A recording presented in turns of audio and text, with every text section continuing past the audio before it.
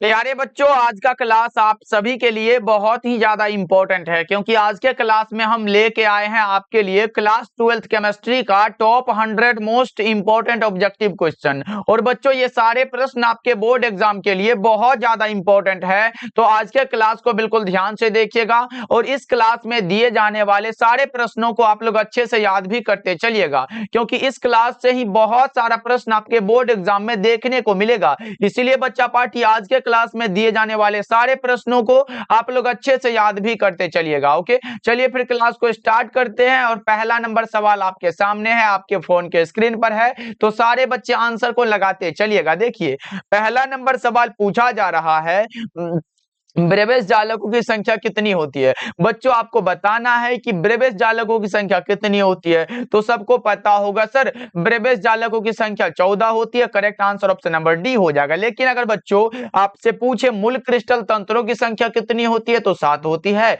और घनाकार क्रिस्टल में ब्रेबेस जालकों की संख्या 3 होती है। ये भी आप लोग याद रखोगे बच्चों। ओके, चलो पूरे 100 ऑब्जेक्टिव को इस क्लास में कवर करेंगे और सारा इंपॉर्टेंट होगा। देखो, ये प्रश्न कई बार पूछा जा चुका है, किस प्रकार के दोष में क्रिस्टल का घनत्व कम हो जाता है। बच्चों, यहां पे देखो, क्रिस्टल का घनत्व ये कम हो रहा है, यानी कि ये हो जाएगा कौन सा, शॉर्ट की डिफेक्ट हो जाएगा। 2 नंबर सवाल का जवाब ए हो जाएगा। और बच्चों, फ्रेंकल दोष में क्या होता है, क्रिस्टल का घनत्व अपरिवर्तित रहता है, यानी कि कोई भी परिवर्तन इसमें नहीं होता है। चलो आगे बढ़ते हैं। अगला नंबर सवाल देखो, तीसरा नंबर सवाल है, मूल क्रिस्टल तंत्रों की संख्या कितनी होती है। कई बार पूछा गया सवाल है बच्चों, VVI कह सकते हो कि मूल क्रिस्टल तंत्रों की संख्या कितनी होती है। The number of basic crystal system is कौन सा, 7 हो जाएगा क्या बच्चा पार्टी। 3 नंबर सवाल का जवाब सी हो जाएगा। एकदम आंसर को लगाते चलना बच्चों। चलो, डेली क्लास का टाइम है शाम के 6 बजे और शाम के 8 बजे, इसलिए बच्चों सब्सक्राइब जरूर करना आप लोग। हाँ देखो, ये चौथा नंबर सवाल है, आणविक क्रिस्टल में कौन सा बल लगता है। बच्चों बताओ, ये सारा फिजिकल केमिस्ट्री का क्वेश्चन है बच्चों, बता दो आणविक क्रिस्टल में कौन सा बल लगता है। सर, आणविक क्रिस्टल में वांडर वाल्स बल लगता है। कौन सा, वांडर वाल्स बल। करेक्ट आंसर बी हो जाएगा। चलो, 5वां नंबर सवाल का जवाब जल्दी से लगा दो, कोरंडम किस प्रकार का क्रिस्टल होता है। जल्दी से बताना है बच्चों आपको, कोरंडम जो होता है वो किस प्रकार का क्रिस्टल है बच्चों। उसे हम लोग कोवेलेंट क्रिस्टल कहते हैं या फिर सह संयोजक क्रिस्टल कहते हैं। राइट आंसर बी हो जाएगा बच्चा पार्टी। ओके जी, इसे हम लोग नेटवर्क क्रिस्टल भी कहते हैं, इसलिए इसको भी ध्यान में रखना, एग्जाम में आएगा तो लगा के आना। चलो, 6 नंबर सवाल है, ग्रेफाइट विद्युत का सुचालक होता है। बच्चों, आपको भी पता होगा, ग्रेफाइट जो होता है ये विद्युत का सुचालक होता है। क्यों होता है ये आपको बताना है, क्योंकि बच्चा पार्टी इसके पास क्या होता है, मुक्त इलेक्ट्रॉन होते हैं। क्या होते हैं इसके पास, मुक्त इलेक्ट्रॉन होते हैं बच्चों। राइट आंसर बी हो जाएगा। एकदम लगाते चलो आंसर को। एक बार क्लास को बच्चा पार्टी लाइक भी कर देना यार, जितने बच्चे जुड़े हुए हो एक बार सभी बच्चे क्लास को लाइक कर लोगे तो और भी मजा आ जाएगा ना पढ़ाने में, इसलिए सभी बच्चे एक बार क्लास को लाइक कर लीजिएगा। और चैनल पे पहली बार जुड़े तो सब्सक्राइब करना ही है। देखो, पिंड केंद्रित इकाई सेल में परमाणुओं की संख्या कितनी होती है। The number of atoms in body centred unit cell. अगर बच्चों BCC में परमाणुओं की संख्या पूछे 2 होता है, अगर कोऑर्डिनेशन नंबर पूछे तो 8 होता है, यानी कि परमाणुओं की संख्या कितना बच्चों, 2 हो जाएगा। 7 नंबर सवाल का जवाब ए हो जाएगा। ओके, चलो 8 नंबर सवाल का जवाब बताओ। एकदम समझ के क्लास करना है, जितना अलग से बताते जा रहे हैं याद करते चलना है। फलक केंद्रित इकाई सेल में कुल परमाणुओं की संख्या कितनी होती है। अब बच्चा पार्टी FCC है, जल्दी से लगा दो। फलक केंद्रित इकाई सेल में परमाणुओं की संख्या बच्चों 4 होती है और कोऑर्डिनेशन नंबर 12 होती है। पता है कि नहीं बच्चों, जैसे SC में परमाणुओं की संख्या पूछे 1 होती है और कोऑर्डिनेशन नंबर कितना बच्चा पार्टी 6 होती है। यही सब याद होगा ना बच्चा पार्टी, ये सब भूल मत जाना क्योंकि ऑब्जेक्टिव में आता है। चलो, 9 नंबर सवाल का जवाब लगाओ आप लोग। निम्न में से प्रति चुंबकीय कौन है बच्चों, बताओ। Which of the following is diamagnetic. कौन सा होगा प्रति चुंबकीय, जल भी है, सोडियम क्लोराइड भी है, बेंजीन भी है, इनमें से सभी करेक्ट हो जाएगा हमारा। 9 नंबर सवाल का जवाब क्या होगा बच्चों, डी ऑप्शन करेक्ट हो जाएगा। लगाते चलो आंसर को, याद करते चलो बच्चा पार्टी, क्योंकि इंपॉर्टेंट क्लास है ना जी। देखो, BCC में पैकिंग की प्रगुणता कितनी होती है। देखो बच्चा पार्टी, BCC में जो भरा हुआ होता है 68%, खाली वाला बात है 32%। अब बताओ कौन सा भरा हुआ पूछा ना, पैकिंग की प्रगुणता पूछा, 68% करेक्ट हो जाएगा हमारा। और बच्चों स्पेस कितना होता है, स्पेस वाला बात हो 32% लगा के आना, एकदम करेक्ट हो जाएगा। चलो आगे बढ़ते हैं, अगला नंबर सवाल 11 नंबर सवाल है, बता दो निम्न में से कौन समदैशिक होता है। अब समदैशिक वही होगा ना जो अक्रिस्टल होगा, क्योंकि हमने क्या बताया था, क्रिस्टल असमदैशिक होते हैं जबकि अक्रिस्टल समदैशिक होते हैं। तो ये बच्चा पार्ट यहाँ पे समदैशिक है ना, ये अक्रिस्टल होगा जो कि क्वार्ट्ज ग्लास, यानी कि बच्चों इसका सूत्र होता है SiO2। याद होगा बच्चों, राइट आंसर डी हो जाएगा। ओके जी, चलो आगे बढ़ते हैं। 12 नंबर सवाल देखो, ये रहा, सदृश परमाणु वाले एक फलक केंद्रित घनाकार इकाई सेल में चतुष्फलक रिक्तियों की संख्या कितनी होगी। बच्चों देखो, चतुष्फलक रिक्तियों की संख्या पूछे तो कितना होगा, 8 हो जाएगा ना। 12 नंबर सवाल का जवाब ए हो जाएगा। और ये प्रश्न आपकी बार के मॉडल पेपर में भी था बच्चों, इसलिए याद रखना। चलो 13 नंबर सवाल है, निम्नलिखित में कौन क्रिस्टल है। बच्चा पार्टी क्रिस्टल वाला बात हुआ, कौन सा लोहा लगाओगे, क्या तांबा भी लगा दो, चीनी भी लगा दो, जिसकी निश्चित और नियमित ज्यामितीय आकृति होती है उसे ही तो क्रिस्टल कहते हैं ना। ऑल ऑफ दीज करेक्ट हो जाएगा। क्या होगा बच्चों, ऑप्शन नंबर डी बिल्कुल करेक्ट हो जाएगा। चलो 14 नंबर सवाल का जवाब जल्दी से लगा दो, निम्न में कौन दीर्घ परासी होता है। दीर्घ परासी बच्चों क्रिस्टल होता है। देखो इतना एक चीज लिख देते हैं बच्चों, ऑब्जेक्टिव के लिए इंपॉर्टेंट है। पहले आपसे पूछेगा क्रिस्टल के बारे में, यहाँ पे लिख लो, एक लिखो क्रिस्टल और दूसरा हम लिख देते हैं अक्रिस्टल। बच्चा पार्टी ऑब्जेक्टिव में आएगा, ध्यान से देखो। देखो क्रिस्टल हमारा क्या होता है, असमदैशिक होता है। क्रिस्टल क्या होता है सर, असमदैशिक होता है। और ये हमारा दीर्घ परासी होता है। कौन सा होता है बच्चों, यहाँ पे दीर्घ परासी लिख सकते हो।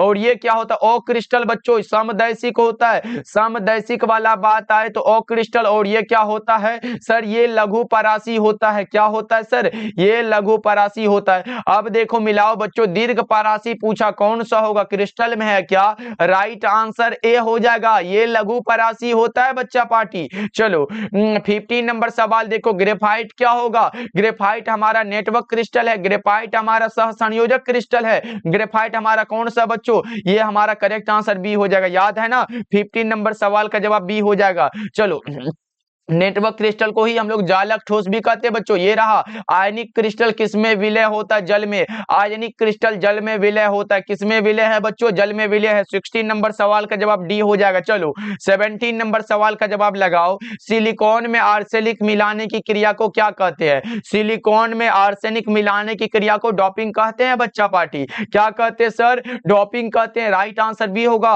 What is the process of adding arsenic in silicon cold, कौन सा होगा, ये हमारा डोपिंग हो जाएगा। चलो किसी क्रिस्टल के दो समांतर तलों के मिलर निर्देशांक कैसे होते हैं बच्चा पार्टी, समान होते हैं। क्योंकि सर ये प्रश्न हमने कई बार पढ़ चुका है तो भूल कैसे सकते हैं, पूरे 100 ऑब्जेक्टिव का रिवीजन हो जाएगा तो हमारा तो काम बच्चा पार्टी बन जाएगा। देखो किस प्रकार के क्रिस्टल में ब्रेवेस जालकों की संख्या सबसे अधिक होती है, कौन सा क्रिस्टल है बच्चों, ऑर्थोरोम्बिक में। किसमें बच्चा पार्टी, ऑर्थोरोम्बिक में। 19 नंबर सवाल का जवाब सी हो जाएगा। चलो अगला नंबर सवाल का जवाब बताओ, NaCl क्रिस्टल की संरचना कैसी होती है। बच्चों हमने क्या बताया था, अगर NaCl पूछे तो FCC में होता है, और अगर ये हमारा कौन सा CsCl पूछे ये BCC में होता है। अब बच्चा पार्टी आपके अकॉर्डिंग कौन सा आंसर होगा बता दो, NaCl FCC यानी कि फलक केंद्रित बच्चा पार्टी। राइट आंसर भी हो जाएगा। ऐसे बच्चा पार्टी, अगर ये बच्चा पार्टी वाला वर्ड निकल जा रहा हमारे मुंह से तो ये बुरा मत मानना जी, क्योंकि आप लोग बच्चा पार्टी हो हमारे। देखो विलियन के अनुसंख्यक गुणधर्म का कौन सा उदाहरण होगा, विलियन का अनुसंख्यक गुणधर्म हुआ है जो विलियन में उपस्थित विलय के कणों की संख्या पर निर्भर करता है। कणों के आकार या प्रकृति से इसका कोई लेना देना नहीं होता है। जैसे हुआ क्वथनांक का उन्नयन, हिमांक का अवनमन, परासरणी दाब, वाष्प दाब का आपेक्षिक अवनमन। तो क्वथनांक का उन्नयन ये हमारा क्या होगा, उदाहरण होगा कोलिगेटिव प्रॉपर्टी का। ओके चलो आगे बढ़ते हैं। अगला नंबर सवाल देखो, 22 नंबर सवाल है, प्रति केजी विलायक में घुले हुए विलय के मोलों की संख्या को क्या कहते हैं बच्चों। अगर बच्चों आपके सामने आए मोल प्रति केजी तो ये हमारा मोललता होता है, और अगर आपके सामने आए मोल पर लीटर तो ये मोलरता होता है। तो मोललता वाला करेक्ट होगा। और ये बच्चा पार्टी पता है क्या, ये ताप से बिल्कुल स्वतंत्र होता है, इस पर ताप का कोई प्रभाव इफेक्ट नहीं पड़ता है। चलो किसी विलयन में विलय तथा विलायक के मोल प्रभाज का योगफल कितना होता है? किसी भी विलयन में विलय तथा विलायक, यानी कि बच्चों आप लोगों ने पढ़ा होगा सर n बटा में n प्लस n होता है कि नहीं बच्चा पार्टी? फिर से हम अगर n लिखे, ये हमारा होता है n बटा n प्लस में n, यही वाला बात होता है। अगर ये दोनों का योगफल करे ना बच्चा पार्टी, क्या होता जानते हो ना? n plus n। अब बटा में कौन सा होगा जल्दी से बताओ? n प्लस n, यानी कि दोनों को काट दो, बराबर में 1 हो जाएगा। यही वाला बात है ना बच्चों, राइट आंसर बी हो जाएगा 23 का। चलो आगे बढ़ते हैं 24 नंबर सवाल। देखो, ताप का प्रभाव किस पर नहीं पड़ता? जस्ट हमने बताया बच्चों, कौन सा? मोलरता बताए थे ना बच्चा पार्टी, गलत मत करना, मोलरता बताए थे। ओके जी, ये आपको टेस्ट के लिए हम ऐसे पूछते रहते हैं कि ताकि आप भूल तो नहीं गए हो। करेक्ट आंसर ये होगा जिससे हम लोग मोल पर केजी लिखते हैं। चलो 25 नंबर सवाल देखो, आदर्श विलयन का निम्न में कौन सा गुण है? आदर्श विलयन क्या है? जो सभी तापों एवं सांद्रणों पर राउल्ट के नियम का पालन करता हो, वही होगा ना। और जिसका मान क्या होगा? डेल्टा H मिक्स बराबर भी क्या हो सर? 0 हो, और डेल्टा V मिक्स बराबर भी क्या हो सर? 0 हो। यही तो होता है हमारा आदर्श विलयन वाला बात। राइट आंसर ए होगा। चलो आगे बढ़ते हैं, 26 नंबर सवाल का जवाब लगाओ। 26 नंबर सवाल है, विलयन का अनुसंख्यक गुणधर्म निर्भर नहीं करता है किस पर?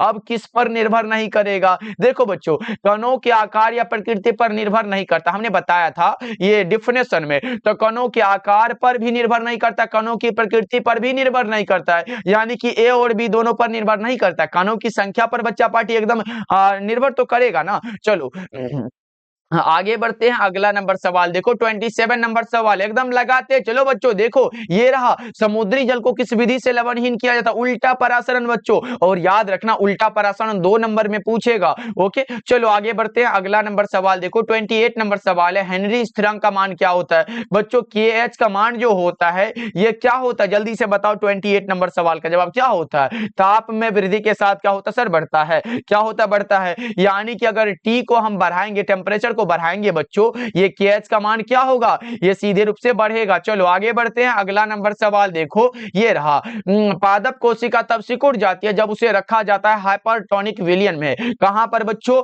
हाइपरटोनिक विलयन में। कौन सा करेक्ट हो जाएगा सर? बी ऑप्शन करेक्ट है। चलो आगे बढ़ते हैं, अगला नंबर सवाल देखो, 30 नंबर सवाल है, किसी विलयन के परासरण दाब को निम्न में से किसके द्वारा बढ़ाया जा सकता है? विलय के अणुओं की संख्या को बढ़ाकर। किसके द्वारा बच्चों? विलय के अणुओं की संख्या को बढ़ाकर। लगा दो, ऑप्शन नंबर बी बिल्कुल करेक्ट हो जाएगा, क्योंकि बच्चों आपको पता होगा बिना संघर्ष के कोई भी महान नहीं होता बच्चों, और जब तक ना पड़े पत्थर पर चोट तो पत्थर भी भगवान नहीं होता है। इसलिए खूब मेहनत करना है, जितना भी दिन बचा है एकदम खुद को झोंक दो कि हमें सिर्फ और सिर्फ पढ़ना है, किसी से मतलब नहीं बच्चों। अगर रिजल्ट में रंग लाना है तो भाई मेरे इसके लिए मेहनत ही करना होता है, इसका कोई शॉर्टकट ट्रिक नहीं होता है जो हम आपको बता दे। चलो 31 नंबर सवाल देखो, निम्नलिखित में किसका हिमांक का अपनमन अधिकतम होगा? कई वर्षों से पढ़ते आ रहे सर, K2SO4 वाला, पोटेशियम सल्फेट जिसे कहते हैं ना। राइट आंसर ए होगा 31 का। चलो 32 नंबर सवाल का जवाब जल्दी से बताओ। सिर्फ ये कण ही अर्धपारगम्य झिल्ली से निकल पाते, विलायक के कण होते हैं, विलायक के अणु होते हैं बच्चों। 32 का करेक्ट आंसर ए हो जाएगा। ओके बच्चों, अब चलो अगला नंबर सवाल की ओर। ये रहा, बच्चा पार्टी सिर्फ क्लास को लाइक करते।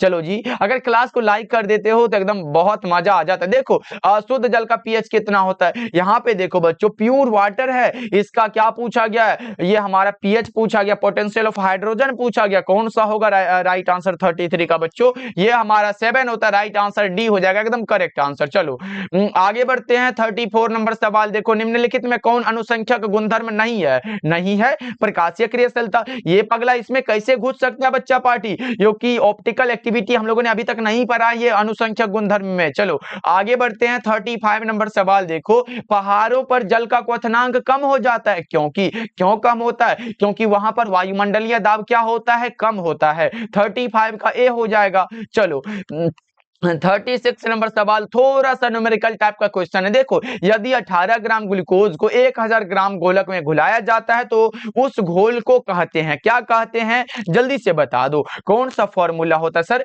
W बटा में M होता है क्या, और 1000 बटा में V होता है। ये पढ़े हो ना बच्चा पार्टी? यहां से निकाल लेंगे ना। ये हमारा कितना दिया गया? 18 दिया गया। 18 बटा में कितना होगा? ग्लूकोज का मोलर द्रव्यमान 180 होता है बच्चों, निकाल लीजिएगा। गुना में 1000 ऊपर में है तो 1000 लिखो। ये हमारा आयतन में कितना? 1000 1000 दिया गया तो लिख लो बच्चों, ये से ये पूरा काट दो और 18 दाइन के 180 हुआ, यानी कि 1/10 हुआ। इसको ऊपर करो तो 0.1 होगा और वो मोलल में हो जाएगा। मोलल में हो जाएगा बच्चों। किस ऑप्शन में दिया गया बच्चों? राइट आंसर बी हो जाएगा। एकदम 36 का बी ही लगाओ ना बच्चों। चलो आगे बढ़ते हैं, अगला नंबर सवाल देखो। 37 नंबर सवाल है, CaNO3 का वांट हाफ गुणांक कितना होगा? CaNO3 है, उसका होल 2 है और वांट हाफ का गुणांक पूछा गया कितना होगा। इसमें 1 है और इसमें 2 है, यानी कि बच्चों ये हमारा Ca कितना है? इसमें 1 होगा और NO3 हमारा कितना 2 दिया गया, 2 और 1 3 होता है, यानी कि कणों की संख्या। हमारा करेक्ट आंसर सी होगा 37 का। चलो बच्चों आगे बढ़ते हैं, अगला नंबर सवाल का जवाब बताओ। 38 नंबर सवाल है, निम्नलिखित में किसका क्वथनांक सबसे अधिक होगा? अब सबसे अधिक है तो जल में 1% NaCl यानी कि सोडियम क्लोराइड का। चलो आगे बढ़ते हैं, 39 नंबर सवाल देखो। किसी विलयन घटक का आंशिक दाब इसके मोल अंश के सीधा समानुपाती होता है। एकदम सीधा समानुपाती है बच्चा पार्टी। जानते हो ना ये किसका नियम है? राउल्ट भैया का नियम है। राइट आंसर भी होगा, यानी कि पढ़े हो P बराबर P नोट X, और ये जो होता है P बराबर KHX, ये जो होता है ना ये हेनरी साहब का नियम है, ये मत लगाना। ओके, ये वाला करेक्ट हो जाएगा बच्चों। चलो आगे बढ़ते हैं, 40 नंबर सवाल देखो। गोताखोर ऑक्सीजन के साथ कौन सा गैस मिलाकर ले जाते हैं भैया? हीलियम को ले जाते हैं। कौन सा गैस होता है? हीलियम वाला होता है। करेक्ट आंसर बी होगा 40 नंबर सवाल का जवाब। चलो अगला नंबर सवाल 41 नंबर सवाल है, प्रबल वैद्युत अपघट्य का उदाहरण है। इसके लिए सिंपल सा फॉर्मूला पढ़े थे सर कि जो जलीय विलयन में पूर्णतः आयनों में विघटित हो जाता है या फिर परिवर्तित हो जाता है, उसे ही हम लोग प्रबल वैद्युत अपघट्य कहते हैं। अब बताओ कौन सा होगा? वो हमारा NaCl होता है, क्योंकि Na और कौन सा Cl होता है। याद है कि नहीं बच्चों? चलो आगे बढ़ते हैं, अगला नंबर सवाल 42 नंबर सवाल है, विशिष्ट चालकत्व की क्या इकाई है? विशिष्ट चालकत्व की क्या इकाई होगी बच्चों? कप्पा बराबर पढ़े हो ना, कुछ पढ़े हो क्या? कप्पा के बराबर जो है इसे हम लोग कप्पा के द्वारा दर्शाते हैं, तो 1/r पढ़े हो और इंटू में L/A पढ़े हो। यही वाला पढ़े हो ना बच्चों। 1 लिखो, R यानी कि ओम का क्या होता है बच्चों? ये प्रतिरोध का ओम होता है, तो ओम लिखो, प्रतिरोध का ओम।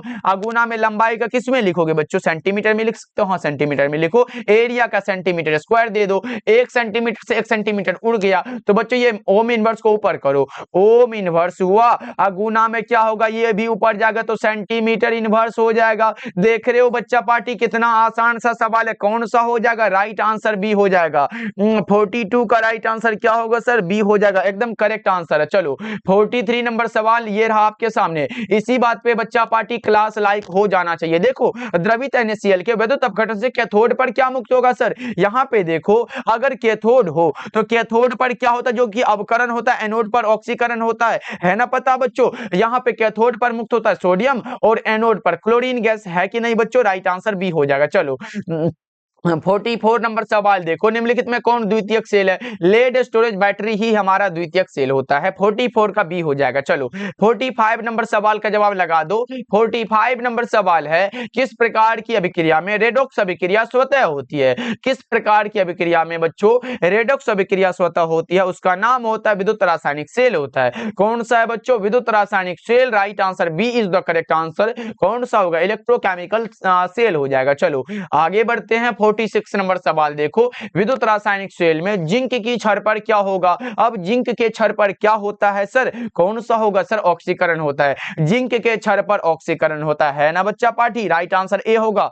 चलो अगला नंबर सवाल देखो, 47 नंबर सवाल है, किसी इलेक्ट्रोड के इलेक्ट्रॉन त्यागने या प्राप्त करने की प्रवृत्ति इलेक्ट्रोड विभव कहलाती है। इलेक्ट्रोड विभव करेक्ट आंसर बी होगा। बच्चा पार्टी थोड़ा सा तबीयत खराब है तो ये मैनेज कर लेना बच्चों, क्योंकि बीच बीच में रुकना यही को दर्शाता है। चलो 48 नंबर सवाल देखो, 96,500 कूलम बराबर क्या होता है? नहीं तो आज तक हमें नहीं लगता कि क्लास में रुक के आप लोगों से बातचीत किए होंगे। देखो 96,500 कूलम बराबर क्या होता है? हमने क्या बताया था? 1 फैराडे बराबर 96,500 कूलम और बराबर में 1 मोल इलेक्ट्रॉन होता है। क्या होता सर? 1 मोल इलेक्ट्रॉन होता है। यहाँ पे 1 मोल इलेक्ट्रॉन वाला बात है ना सर, 1 मोल इलेक्ट्रॉन हो जाएगा। अब बताओ कौन सा होगा? 1 फैराडे बराबर 96,500 कूलम और 1 मोल इलेक्ट्रॉन, करेक्ट आंसर ए हो जाएगा। और बच्चों आपसे पूछेगा 1 फैराडे बराबर कितना कूलम, तो आपका आंसर होगा 96,500 कूलम बच्चा जी। चलो आगे बढ़ते हैं, 49 नंबर सवाल देखो,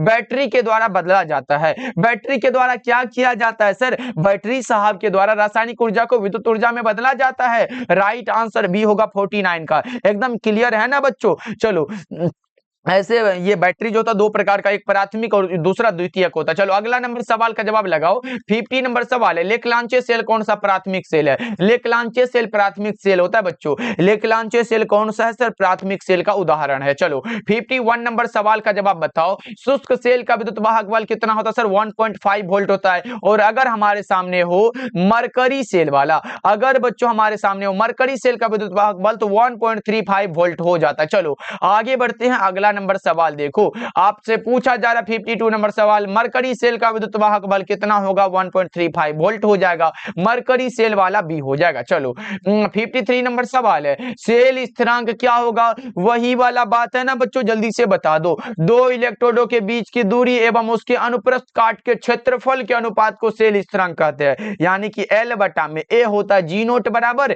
L बटा में A। लंबाई को हम सेंटीमीटर में ले ले और एरिया का सेंटीमीटर स्क्वायर कर दे बच्चों, तो 1 सेंटीमीटर से ये गया तो इसका मात्रा क्या होगा? सेंटीमीटर इनवर्स हो जाएगा या फिर 1 सेंटीमीटर हो जाएगा बच्चों। और ये पूछा गया L/A, राइट आंसर बी हो जाएगा। क्या होगा सर? L/A होता है। 53 नंबर सवाल का जवाब बी हो जाएगा। और यहाँ पे बच्चों यहाँ भूल से आई पड़ गया, L होता है, क्या होगा? लेकिन वहां का छोड़ो, हमारा मेन बात यहाँ L/A होगा। ओके जी, चलो आगे बढ़ते हैं। अगला नंबर सवाल देखो, जल का विद्युत अपघटन कराने पर क्या होगा? जल का अगर विद्युत अपघटन कराते हैं बच्चों, वो क्या होता है? जल्दी से बता दो। हाइड्रोजन गैस कैथोड पर मिलती है सर? ये बिल्कुल मिलती है। ऑक्सीजन गैस एनोड पर, ये भी बात सही है सर। ऑप्शन नंबर सी बिल्कुल करेक्ट हो जाएगा। चलो आगे बढ़ते हैं। अगला नंबर सवाल देखो, ये रहा।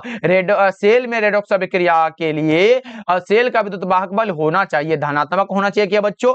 धनात्मक होना चाहिए सर। राइट आंसर ए हो जाएगा। ओके बच्चा जी, यहाँ पे इंग्लिश वाला बात हो गया तो ये सब देख लेना आप लोग, क्योंकि उतना समय नहीं होता है ना। चलो 56 नंबर सवाल है, आयनीकरण का सिद्धांत किसने दिया था? Who gave the theory of, कौन सा आयनाइजेशन होता है? जल्दी से बता दो कौन सा होगा सर? आयनी यानी कि आर्हेनियस साहब का। राइट आंसर बी होगा। परेवना के बराबर ए माइनस ए बटा आर टी। चलो 57 नंबर सवाल है, निम्नलिखित में कौन विलयन में विद्युत का संचालन करते हैं? विद्युत अपघट्य वाले भैया। राइट आंसर ए होगा। चलो आगे बढ़ते हैं। 58 नंबर सवाल का जवाब बताओ, गैल्वेनिक सेल में एनोड क्या होता है? गैल्वेनिक सेल में पूरे फिजिकल केमिस्ट्री का इंपॉर्टेंट क्वेश्चन है बच्चों, लगा दो।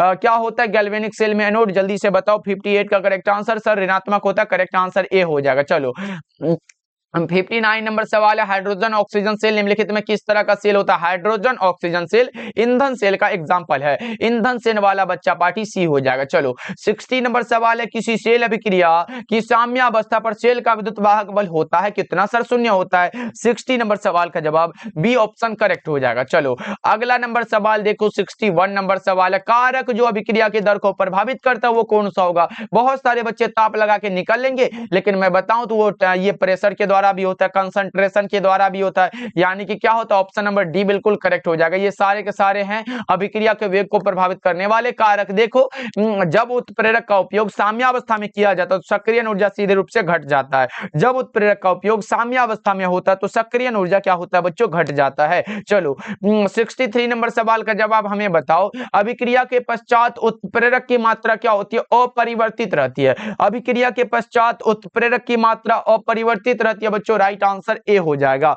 ओके चलो अगला नंबर सवाल देखो, 64 नंबर सवाल है, प्रथम कोटि की अभिक्रिया के लिए वेग स्थिरांक की इकाई क्या होती है? बच्चों पूछेगा, आपसे पूछेगा, पहले तो पूछेगा शून्य वाला। शून्य वाला क्या होता है सर? मोल लीटर इनवर्स सेकेंड इनवर्स होता है। उसके बाद प्रथम वाला क्या होता है सर? सेकेंड इनवर्स होता है। और द्वितीय वाला क्या होता है बच्चों?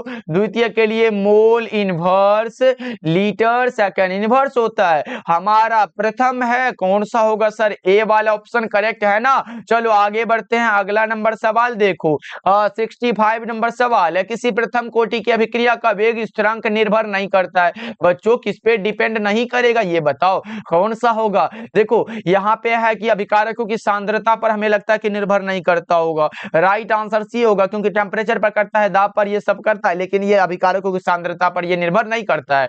ओके चलो 66 नंबर सवाल है, किसी रासायनिक अभिक्रिया की दर बच्चों, ये इंपॉर्टेंट है, जल्दी से लगाओ क्या होगा। किसी भी रासायनिक अभिक्रिया की दर क्या होती है सर? ताप बढ़ने से बढ़ती है। राइट आंसर ए हो जाएगा। और क्या होती है किसी भी रासायनिक अभिक्रिया की दर? क्या होती है बच्चों, जल्दी से बताओ। अगर पूछे किसी भी रासायनिक अभिक्रिया की दर क्या होती है, तो समय के साथ घटती है, लेकिन समय वाला हमारे सामने नहीं दिया गया ना सर, करेक्ट आंसर ए लगा देते हैं। चलो 67 नंबर सवाल देखो, वह अभिक्रिया जिसमें दो अभिकारक भाग लेकर उत्पाद बनाते हैं क्या कहलाती है? द्विअणुक अभिक्रिया कहलाती है। राइट आंसर बी होगा। एक लेंगे एक अणु, तीन लेंगे तीन अणुक होता है। चलो क्योंकि तीन से आगे मत बढ़ना, अणुकता का अधिकतम मान 3 ही होता है। देखो शून्य कोटि की अभिक्रिया के लिए वेग स्थिरांक की इकाई क्या होती है? यहाँ पे क्या है बच्चों, जीरो ऑर्डर है। बताओ कौन सा होगा राइट आंसर, जल्दी से बताओ। 68 नंबर सवाल का जवाब कौन सा? Mole, litre inverse, second inverse.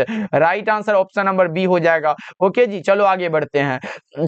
69 number सवाल है, किसी अभिक्रिया में भाग लेने वाले अणुओं, परमाणुओं अथवा मूलकों की संख्या क्या कहलाती है? अणुकता कहलाती है सर। राइट आंसर ए हो जाएगा। और अभिक्रिया की कोटि क्या सर? वेग समीकरण में प्रयुक्त साधारण पदों के घात के योगफल को अभिक्रिया की कोटि कहते हैं। बच्चा पार्टी भूल जाते हो आप लोग, बहुत ज्यादा गलत बात है, भूलना नहीं है, क्योंकि हमारे पास जितना भी प्रश्न आएगा हमें आधा ही बनाना है ना। 69 नंबर सवाल का जवाब क्या होगा? ऑप्शन ए हो जाएगा। चलो आगे बढ़ते हैं। 70 नंबर सवाल का जवाब लगाओ आप लोग। किसी पदार्थ के प्रतिक्रिया करने का दर निर्भर करता है सक्रिय भार पर, एक्टिव वेट पर। चलो आगे बढ़ते हैं। 71 नंबर सवाल है, किसी शून्य कोटि की अभिक्रिया की दर क्या होती है? किसी शून्य कोटि की अभिक्रिया की दर निश्चित होती है सर, एकदम शून्य कोटि है, मतलब इसमें क्या होगा, पावर जो होगा वो जीरो होगा, शून्य घात के समानुपाती होगा। चलो आगे बढ़ते हैं सर। 72 नंबर सवाल का जवाब लगाओ। ये रहा, किसी रासायनिक अभिक्रिया में वेग निर्धारक पद कौन सा? मंद पद होता है। कौन सा सर? स्लो स्टेप होता है। राइट आंसर ए हो जाएगा। चलो अगला नंबर सवाल 73 नंबर सवाल है, किसी रासायनिक अभिक्रिया में किसी भी क्षण ज्ञात किया गया वेग क्या कहलाता है? तातक क्षणिक वेग कहलाता है। क्या कहलाता है बच्चों? तातक क्षणिक वेग कहलाता है। 73 नंबर सवाल का जवाब सी होगा। बच्चा पार्टी क्लास को लाइक कर दिए हो तो एक बार थंब वाला, ऐसे वाला बच्चा पार्टी नहीं बनेगा, ऐसे थंब वाला इमोजी जल्दी से भेज दो, ऐसे टेढ़ा मेढ़ा हो गया मेरे भाई। चलो आगे बढ़ते, अगला नंबर सवाल 74 नंबर सवाल है, हैबर की विधि से अमोनिया के निर्माण में निम्नलिखित में कौन उत्प्रेरक का प्रयोग होता है? लोहे का महीन पाउडर वाला बात है सर, करेक्ट आंसर ए हो जाएगा ना। चलो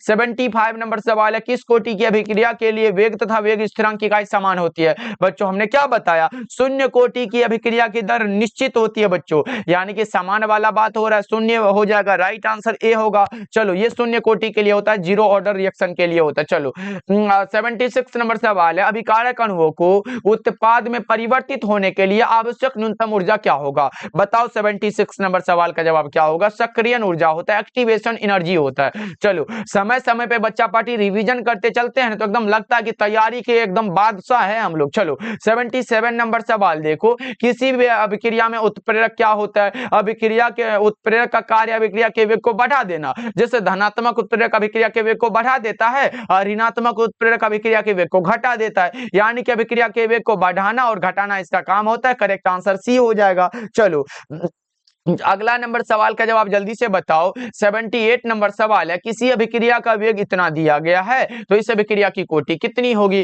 देखो बच्चों यहाँ पे पावर में 2 है, प्लस में 1 है, एकदम जोड़ दो 3 हो जाएगा। राइट आंसर बी हो जाएगा। इतना आसान सा सवाल अगर आ गया ना सर जी, एकदम मजा आ जाएगा। और बच्चों मैं ये गारंटी कह सकता हूँ कि रिलेटेड ही प्रश्न आता है। जैसे अब की बार ये पूछ दिया कि प्रथम कोटि के लिए हाफ लाइफ कितना होता है, तो ये नहीं होगा। अब की बार ये पूछ दे कि प्रथम कोटि के लिए वेग की इकाई क्या है, या फिर पूछे शून्य कोटि के लिए क्या होता है, तो बच्चों रिलेटेड प्रश्नों को पढ़ना सीखो, मजा आ जाएगा। जैसे इसका पूछे एकदम लिख लो, टी हाफ लाइफ बराबर कितना? 0.693। अब अटामिक ये होता है, यही वाला बात है ना सर। राइट आंसर कौन सा? बी हो जाएगा। 693। हाँ राइट आंसर बी हो जाएगा। और ये कोई एक ऐसा क्लास था जिसमें कि हम लोग 963 को ऐसे टिक कर दिए थे बच्चों, वो भूल से हो जाता है, उसना आप मैनेज कर लेना। जो मैन होता है वो 0.693 बटा में के होता है, याद रहेगा ना बच्चों। चलो लेकिन हम बता दिए थे 0.693 बाई के होता है। चलो 80 नंबर सवाल है, निम्न में से किस समीकरण द्वारा त्वरित वेग को बताया जाता है? त्वरित वेग को बताने का जो समीकरण होता है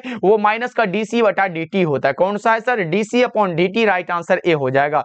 ओके चलो अगला नंबर सवाल देखो 81 नंबर सवाल पूछा जा रहा है, रासायनिक अधिशोषण कैसी अभिक्रिया। अब रासायनिक अधिशोषण है, जल्दी से बताओ 81 का सही अनुत्क्रमणीय हो जाएगा। और बच्चों भौतिक अधिशोषण वाला उत्क्रमणीय होता है। चलो अगला नंबर सवाल देखो, निम्न में से किसमें टिंडल प्रभाव नहीं पाया जाता। टिंडल प्रभाव नहीं पाया जाता है, हमें लगता है कि चीनी का घोल हो जाएगा, इसमें टिंडल इफेक्ट नहीं होता है बच्चों। चलो 83 नंबर सवाल का जवाब लगाओ, ये रहा P2O5, देखो यहाँ पे है फॉस्फोरस पेंटाऑक्साइड, लगाओ क्या होगा 83 नंबर सवाल का जवाब क्या होगा सर। अवशोषक होता है, पढ़ते आ रहे हैं तो भूल कैसे जाए सर जी। देखो 84 नंबर सवाल है, 84 नंबर सवाल पूछा जा रहा है, निम्नलिखित में कौन लायोफिलिक कोलाइड है। लायोफिलिक यानी कि द्रव से स्नेह करने वाला, द्रव से नहीं, गम मतलब गोंद होगा, गम हो जाएगा सर, राइट आंसर बी हो जाएगा। चलो 85 नंबर सवाल है, भौतिक अधिशोषण में लगभग उष्मा उत्सर्जित होती है। भौतिक अधिशोषण में लगभग उष्मा उत्सर्जित होती है, कौन सा होगा सर। भौतिक वाला 20 से 40 और रासायनिक वाला कितने बच्चों को पता है।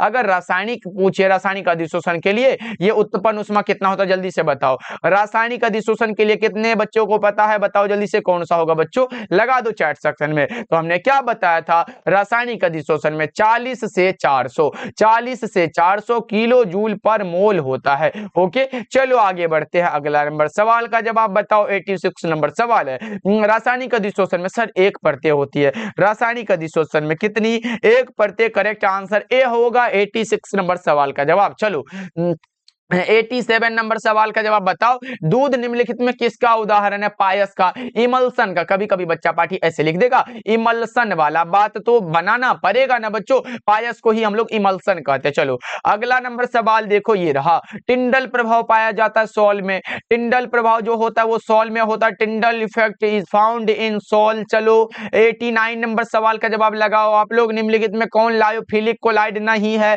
लायोफिलिक नहीं है तो कौन सा होगा, लायोफिलिक, ये हमारा कुहासा लायोफिलिक नहीं होता। 89 का कौन सा होगा सर, सी हो जाएगा, सी लगा नहीं देखो बच्चा पार्टी, सी हो जाएगा। चलो 90 नंबर सवाल का जवाब लगाओ, तेल को वसा में बदलने हेतु तो प्रयुक्त उत्प्रेरक कौन सा होगा, कौन सा होगा, PbO2, MnO2, कौन सा, निकेल होगा क्या बच्चों, जल्दी से लगाओ क्या होगा। 90 नंबर सवाल का जवाब आप लगा रहे सर, निकेल होता है। चलो अगला नंबर सवाल देखो, 91 नंबर सवाल है, अपमार्जक को कहा जाता है पृष्ठ सक्रियण। अपमार्जक को कहा जाता है पृष्ठ सक्रियण बच्चों, सरफेस एक्टिवेटर कहा जाता है। चलो अगला नंबर सवाल देखो, 92 नंबर सवाल है, यूरिएज उदाहरण है। यूरिएज कौन सा, एक एंजाइम का उदाहरण है क्या बच्चों, कौन सा होगा सर, एक एंजाइम का एक एग्जांपल है। चलो आगे बढ़ते हैं, अगला नंबर सवाल देखो, 93 नंबर सवाल है, रक्त पर कैसा ऋणात्मक होता है। रक्त पर जो चार्ज होगा वो ऋणात्मक होगा, नेगेटिव होगा। चलो अगला नंबर सवाल है, उत्प्रेरक की व्याख्या सबसे पहले करने वाला वैज्ञानिक कौन था, बर्जीलियस साहब था।